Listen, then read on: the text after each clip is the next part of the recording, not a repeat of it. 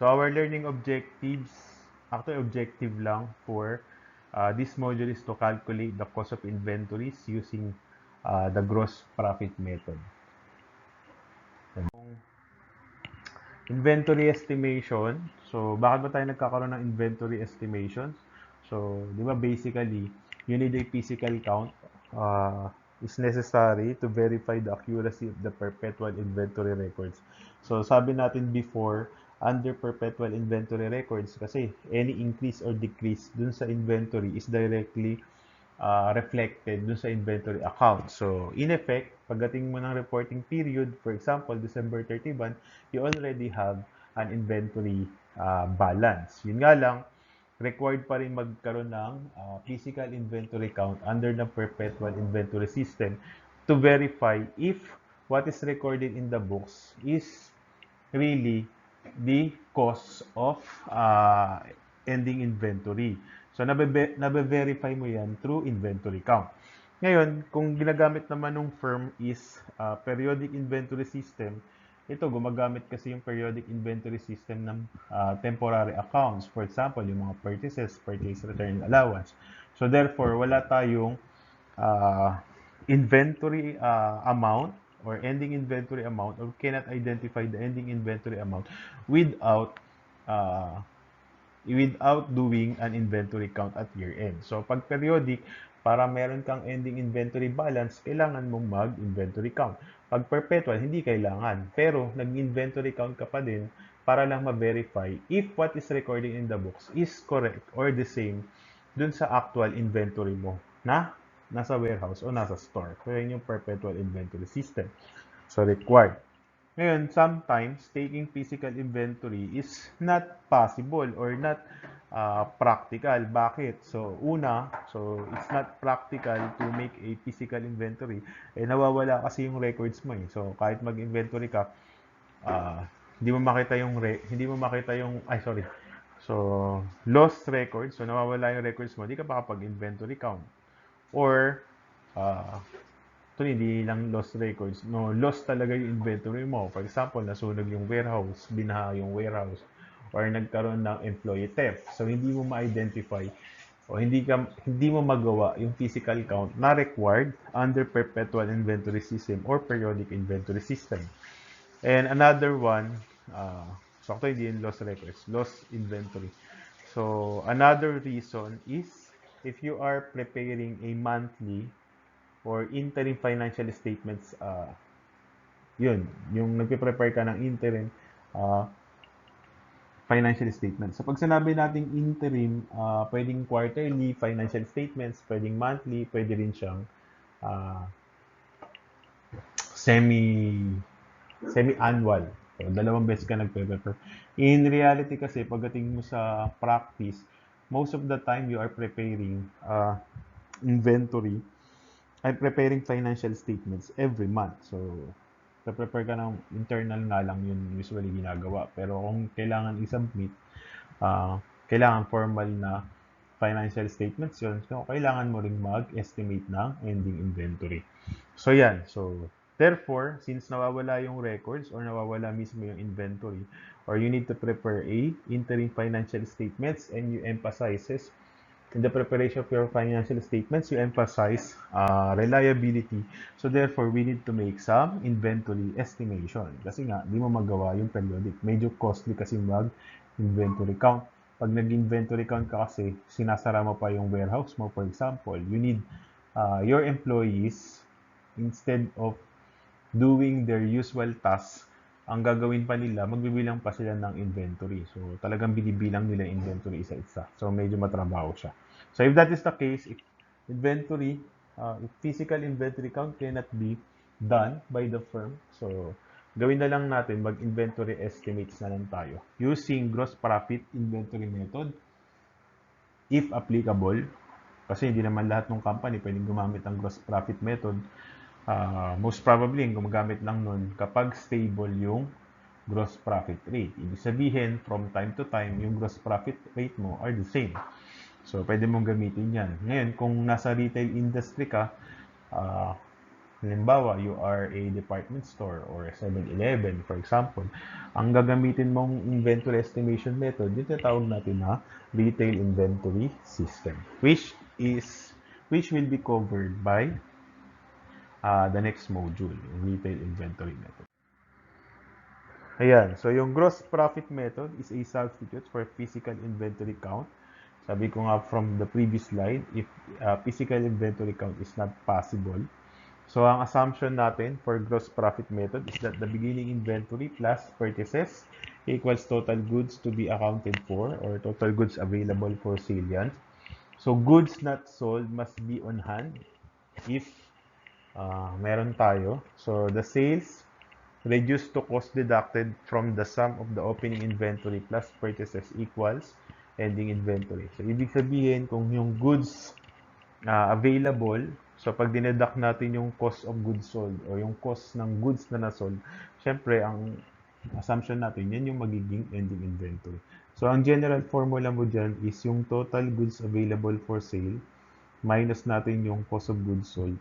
So, ima-minus to. So, lalabas. Ito yung estimated amount ng ending inventory natin. So, yan yung general formula.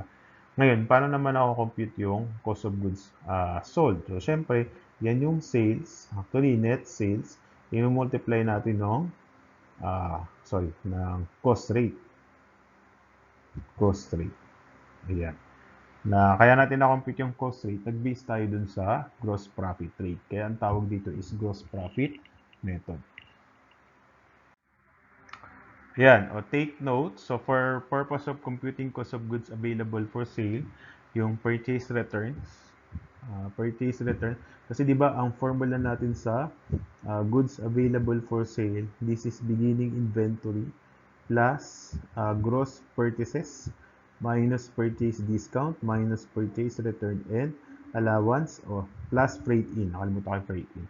So sabi niya, or according to our textbook, so it is applicable here in the Philippines that purchase returns, purchase discount, so meaning lahat sila are taken into consideration when computing the cost of goods available for sale. Ang reason dun kasi since na-anticipate mo kasi kung ilan yung i-return natin inventory, kasi di ba minsan may suki na tayong supplier, so na-anticipate mo na kung ilan na yung ibabalik natin inventory, kung ilan yung discount na iti-take nung firm, or kung magbabayad ba sila within the discount period or hindi. So therefore, sa computation ng gross profit rate, na-consider na rin siya. Ngayon, for cost of goods sold, kasi di ba yung sales, i-multiply natin ng gross profit rate. Sabi niya, yung net sales is computed by deducting sales return only. So, ang assumption dito, yung sales discount at sales allowance are ignored. Although may exceptions to the general rule. So, kapag sinabi sa problem na yung sales discount or sales allowances are material and taken into consideration, ibig sabihin, nung in-identify nila yung gross profit rate, na-consider yung sales discount at sales return and allowance, isasama na natin siya dun sa computation ng cost of goods sold. Ngayon, kung hindi naman ganun yung sinabi, wala naman ganun sinabi sa problem, hindi na natin siya iti-take into consideration. Kasi ang assumption, hindi naman usual na nagbabalik si customer na inventory. O hindi naman lahat nag-a-avail ng discount yung customer. So, kaya hindi siya i-consider. Yan. So, to apply the concept, so take note ha.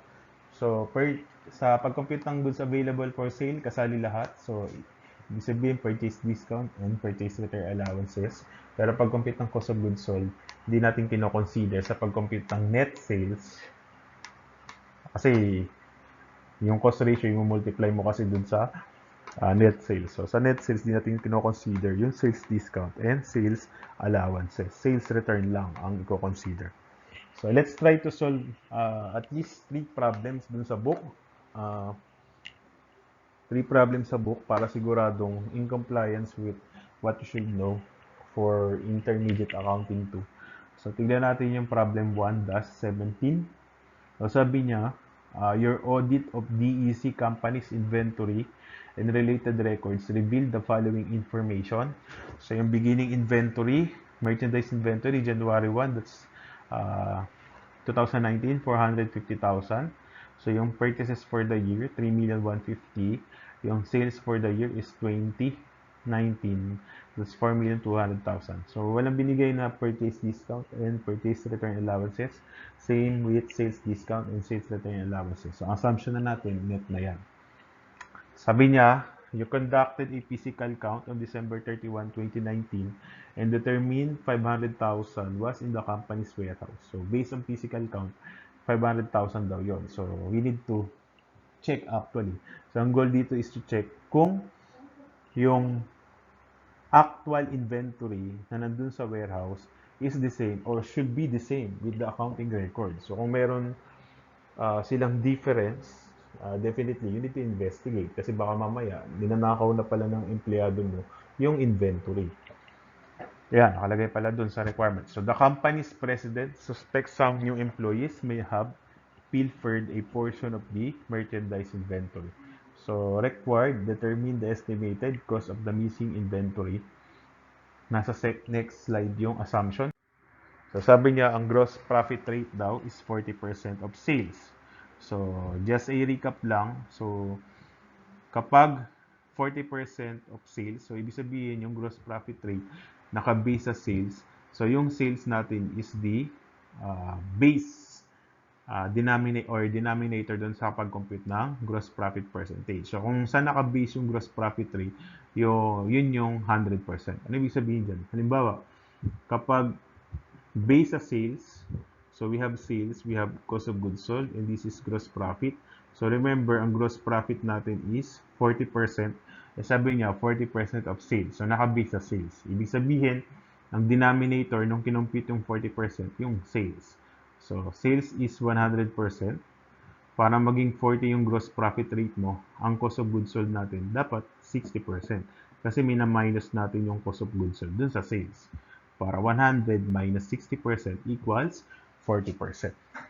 Ngayon, doon sa susunod na requirement, yung gross profit rate, naka-base na sa cost of goods sold. So, in effect, yung cost of goods sold ang denominator, so cost of goods sold yung 100%. Gawin na lang natin mamaya doon sa next slide. Dito muna tayo sa requirement. That is the case. So, solve natin yung problem. So, ang unang gagawin natin is to compute for the total goods available for sale. So, paano kakomputin yung total goods available for sale? That is beginning inventory. So, according to the problem, that's 450,000. So, add natin yung net purchases. That's 3,150,000. So, 450 plus 3,150,000. So, ang total goods available for sale natin is 3,600,000. Now, iba minus ko dyan yung cost of goods sold. So, nagbigay naman sa atin ng, so, paano computin yung cost of goods sold? So, nagbigay sa atin ng sales. So, ito yung net sales natin. Although walang binigay na sales return kaka sales discount. So, that is 4,200,000. 4,200,000 yung sales. 60% dapat yung cost of goods sold. So, i-multiply ko to ng 60%. So, 42 times 60%. So, lalabas, this is 2,520,000. So, ililess ko yung 2,520,000 dito sa cost of, dito sa goods available for sale. So, yung difference nila, yan yung ending inventory natin. Which is in this case, that will be 1,080,000. So, ibig sabihin, based on our accounting records, assuming the beginning inventories are correct, purchases are correct, the gross profit rate are correct, the net sales are correct, dapat ang ending inventory natin is 1,080,000. If you, so based sa gross profit percentage, 1,080,000 yan. Kaya lang, if you go back to the problem, according to the problem, based on physical count, 500,000 lang yung nabilang. So, pag binawas ko dito yung 500,000, so lalabas, this is 580. 1,080,000 minus 500,000. Oh, tama, 580. So, yung 580,000, ito yung cost ng inventory loss. Ibig sabihin, because of theft, kasi according to the problem, yung president daw suspect that some employees may have pilfered a portion of the merchandise inventory. So yung some of the inventory loss most probably from employee theft itong 580,000. Kasi 1,080,000 dapat, 500 lang yung bilang mo. So nawawala yung 580,000. So ano gawin na sa 580? So it's up to the it's beyond the story na. So, pwede nating singilin yan sa employee, no? Kung gusto ng company president. Okay, so yung next assumption. Okay, so yung next requirement is the gross profit rate is 40% of cost of sales. So, sabi niya, 40% of cost of sales. So, ibig sabihin, naka-base yung gross profit rate dun sa cost of sales. Anong ibig sabihin yan? So, kung ang, di ba, sales tayo minus cost of goods sold, equals gross profit. So, 40% ulit yung gross profit natin. Naka-base siya sa cost of sales. So, ibig sabihin, yung cost of goods sold, yun yung 100%. So, yung sales natin is 140%. Para 140% minus 100% equals 40%. So, yung total goods available for sale ulit, doon sa problem. So, that's 3,600,000. Ayan. So, paano compute 3,600,000? Yan yung beginning inventory na 450,000 plus yung purchases, net purchases na 3,150,000. So, lalabas 36 yan. 3,600,000. So, ililess ko yung cost of goods sold, which are computed based dun sa gross profit percentage. So, para na ngayon makukompute yan. So, punta tayo dito sa baba. Dito na lang compute. So, ang sales natin, so ang net sales is 4,200,000. So, ang goal natin kasi makompute yung cost of goods sold. So, ibig sabihin, itong 4,200,000 is 140% ng cost of goods sold. So, para makompute ko sa cost of goods sold, i-divide ko to ng 1.4 o 140%. So, lalabas ngayon yung 100%, which is the cost of goods sold. So, 4,2 divided by 1.4. So, lalabas, this is 3 million. Ayan. So, 3 million yung cost of goods sold. So, total goods available for sale minus ending inventory. So, this is ending inventory. This should be the ending inventory. So, dapat 600,000 yan. Ayan yung dapat na record natin. Kaya lang, based sa inventory count ng ending inventory, meron tayong 500,000 lang. So, ibig sabihin, 600 minus 500,000, yung 100,000 na yan, ito yung pilfered na inventory o yung loss inventory. Ito yung loss inventory. Nawawala because of your employee. So, ganyan lang i-apply yung gross profit percentage. Now, sagot pa tayo ng mga dalawang problem pa. Thank you. So, problem 1-18. So, our next problem is problem 1-18. So, you take a physical count for your sole proprietorship business at the close of business on July 31, 2019. So, according to the problem, the inventory total 205,000.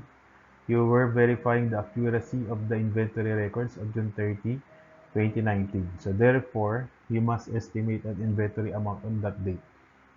Yan. So, take note, July 31 ngayon, sabi niya, therefore, you must estimate an inventory amount on that date. So, anong date yun? So, June 30, 2019. So, ang hinahanap natin, instead na ending inventory, is beginning inventory. So, ibig sabihin, itong 205,000 na to, this is ending inventory. So, yung beginning inventory this time ang hinahanap.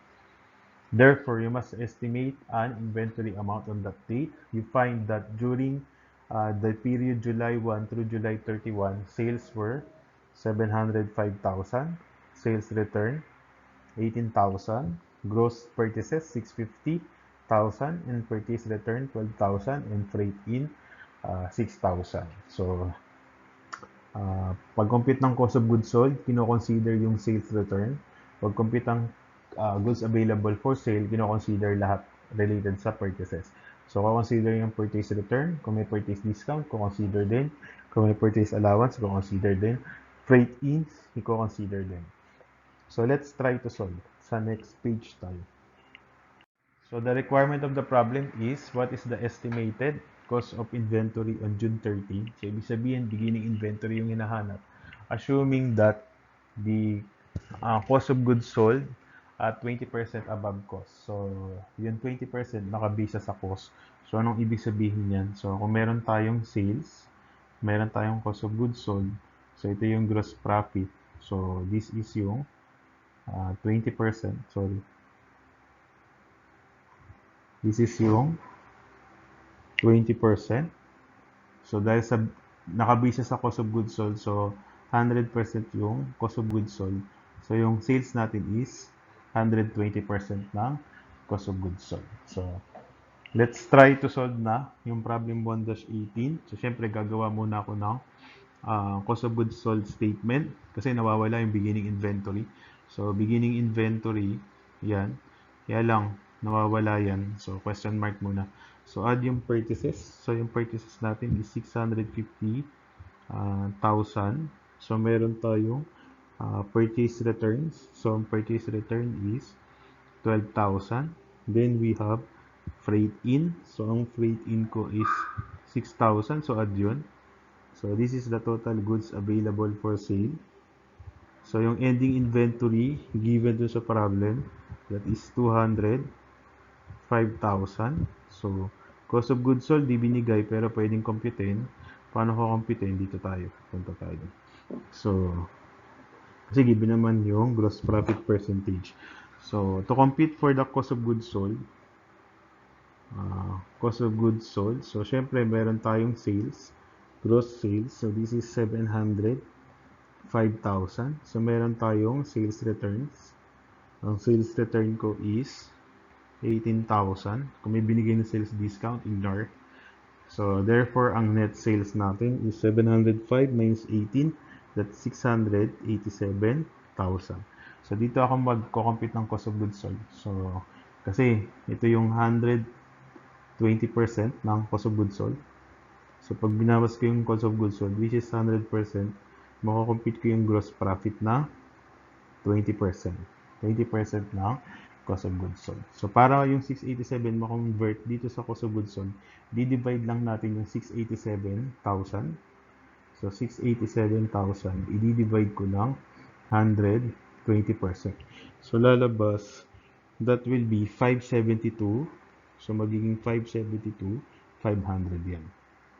So, 572, 500. So, squeeze na lang natin para makapunta tayo doon sa beginning inventory. So, change the sign lang. So, 572, 500. Instead na minus, add yung 205,000. So, that will give us 572, 500 plus 205,000. So, lalabas, that is 777, 500. Ayan. So, positive yung freight in. So, para mapunta sa taas, change the sign. So, minus. So, 777,500 minus 6,000 plus 12,000 minus 650,000. So, that will be 777,500 minus 6,000 plus 12,000 minus 650,000. So, lalabas, ang beginning inventory dapat natin should be 133,500. So, ito yung pinaka sagot or yan yung estimated cost of inventory on June 30, 2019. So, from this problem, you notice that the problem for gross profit method is not limited to finding the ending inventory balance. So, pwede din siyang gamitin for other purposes. In case you have problem, please let me know. Thank you. Last problem for gross profit method. So, problem 1-19. On May 6, 2019, a flash flood caused damage to the merchandise stored in the warehouse of Manel Company you were asked to submit the estimate of the merchandise destroyed in the warehouse. Take note, ang destroyed yung nandun sa warehouse, ha? The following data were established. May 2018 relevant costs has been provided to us. So 2018 net sales, 8 million match against cost or cost of goods sold of 5,600,000. Merchandise inventory January 1, 2019 was 2 million, 90% of which was in the warehouse and 10% in the downtown showroom. So, yung merchandise inventory natin, 90% nandun sa warehouse, nasira yung warehouse. So, most probably, baka sira din yung 90%. Pero yung 10%, nasa showroom daw. Most probably store outside the warehouse area. So, most probably, it's not destroyed by floods. From January 1, 2019 to date of flood, you ascertain the following. So, invoice value of purchases. Take note, all purchases, all stored in the warehouse. So, that's 1 million. So, most probably, destroyed din yan. Freight inward, 40,000. Purchase returns, 60,000. Cost of merchandise transferred from the warehouse to showroom was 80,000. If you're going to ask me, itong 80,000, kasi baka nalito kayo dyan, sabi niya, cost of merchandise transferred from the warehouse to showroom. So, if you're going to ask me, yung 80,000 na yan, that should not be part of the cost of inventory. Kasi di ba, according to IS number 2, or according to the standard, yung cost lang ng assets will be all necessary costs to bring the asset to its intended condition. Inventory na yan eh. Beginning inventory na nga siya. Transfer mo lang siya from warehouse to showroom. So, for me, yung 80,000, it's not necessary to make the inventory itself. Kasi inventory na nga siya. Nilagay mo lang siya sa warehouse. So, yung 80,000, papasok dapat yan for promotion. Kasi kaya ka nagsha-showroom para i-promote yung product mo. So, dapat marketing expense yung 80. And net sales from January 1 to May 6, 2019, take note, all warehouse stock was 3,200,000. So, ayan. O, yung nabenta daw natin. Yan.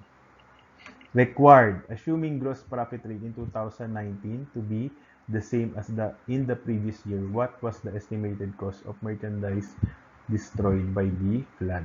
Okay, class. So, ang requirement ng problem is to compute for the estimated cost of inventory destroyed by flood. So, ang una natin gagawin is to compute for the gross profit percentage. Kasi hindi binigay doon sa problem, pero binigay naman yung 2018 data. And according to the problem, yung gross profit rate daw is the same last year, which is 2018. Kasi 2019 tayo ngayon based doon sa problem. So, computing ko lang yung gross profit percentage. So, take note, magbe-base ako dun sa 2018 data. So, according to the problem, no 2018, meron tayong net sales. This is amounting to 8 million. Ayan. So, may binigay na cost of goods sold. So, ang cost of goods sold is 5,600,000. So, ang gross profit is 2,400,000. Yan. So, para makompute ko yung gross profit percentage, pwedeng mag-base ako sa cost o pwede akong mag-base sa cost of goods sold. So, ang gross profit percentage based on cost, ganito yung gagawin ko dyan. So, 2,400,000 i-divide ko ng 5,600,000. So, lalabas, this is 42.87%. So, medyo hindi siya maganda. Pero pag kinapit ko yung gross profit percentage based on sales, so ang denominator ko ngayon, instead na yung cost of goods sold, yung sales. So, 2,400,000 ulit. I-divide ko ng sales na 1 million. 1 million.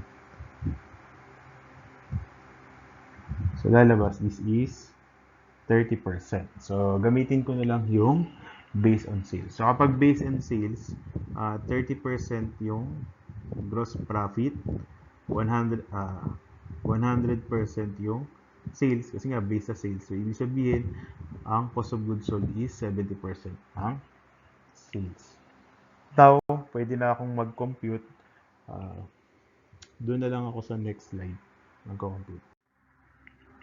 Ayan, so for 2019 data, una, computing ko muna, gawa muna ako ng income statement or statement of cost of goods sold. So, meron akong beginning inventory. This is 2 million.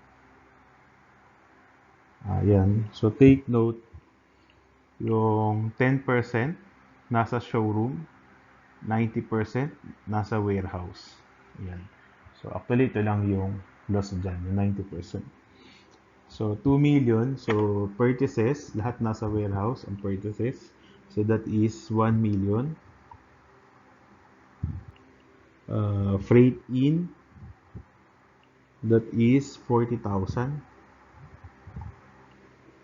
Tapos, yung purchase returns, that is 60,000. So, therefore, so 2 million plus 1 million plus 40,000 minus 60,000. So, ito yung total goods available for sale. So, that is 2,980,000. Ending inventory, di binigay. So, hanapin natin yan actually. Pero, meron tayong cost of goods sold. So, cost of goods sold natin, remember, yung sales natin for 2019 is 3,200,000. So, sabi natin kanina, ang gross profit rate based on sales is 30%. So, therefore, kung ito yung sales, ang cost of goods sold is 70%. Ang gross profit natin is 30%. Kasi based sa sales siya. So, ito yung 100%. So, yung 3,200,000, i-multiply ko na lang ng 70% para ma-compute ko yung cost of goods sold. So, 32 times 70%, that will give us 2,240,000. So, 2,240,000 less 2,980,000. So, ang ending inventory ko, hindi ko nabenta, 740,000. Siyempre, pag nabenta na natin, wala na yan sa warehouse. Nasa customer na yan. So, hindi yan destroyed. So, yung destroyed inventory, manggagaling dun sa ending inventory na 740,000. But take note, kasali dyan yung sa ending inventory na 740,000, kung sakasakaling may natira doon sa beginning inventory, kasali din doon sa ending inventory kasi hindi nabenta yun. Pero, ang hindi lang nabenta, most probably, doon sa beginning inventory, yung 10% na nandun sa showroom. So, ibig sabihin, na-carry forward yan dito sa ending inventory, pero hindi siya destroyed by the flood kasi wala siya sa warehouse. So, magkano yung 10% ng 2 million? So, ang 10% ng 2 million will be 200,000. So, itong 200,000 na to, hindi ito destroyed by the flood kasi wala sa warehouse eh. So, lalabas, ang destroyed lang ng flood will be 540,000 lang. So, ang sagot natin, yung cost ng inventory destroyed by flood, ito lang 540,000. Ngayon, meron pang isang other way to compute. Yung 2 million, tanggalin na natin kaagad yung 10% para hindi na siya makikarry forward dito sa 740. Ibig sabihin, 2 million, i-multiply ko na lang ng 90%. Then, tsaka ko kumpitin yung ending inventory dito, destroyed by flood. Liting ko lang, ang sagot is itong 540,000. Kasi ang nihingi lang naman doon sa problem is the estimated amount of ending inventory destroyed by flood. In case you have problems, please let me know. So, tapos na tayo sa gross profit method. So, next module natin is retail inventory method. Thank you. God bless.